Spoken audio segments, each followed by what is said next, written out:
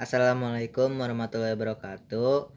Perkenalkeun nama abdi Andra Oktalemansyah ti kelas IPS 3. Abdi di dia dek ngawawancarakeun teteh abdi tentang dampak COVID-19 tugas di bahasa Sunda.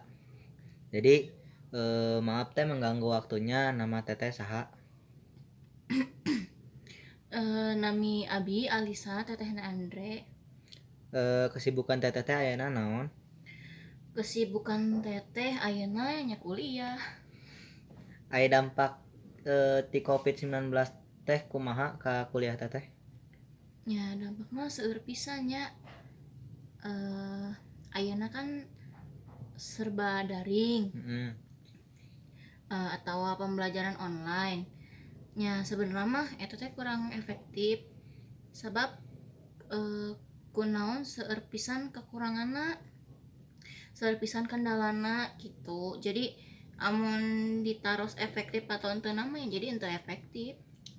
Ai caring cara ngahilangkeun dampak COVID kumaha bagi teteh?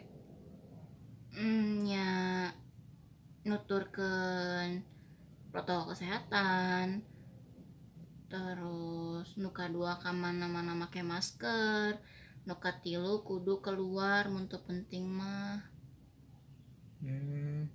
Ai harapan teteh ka payuna ti COVID-19 teh kumaha? Nya harapanna mah semoga covid teh ya entosan. Ame sekolah teh tatap muka deui jiga baheula.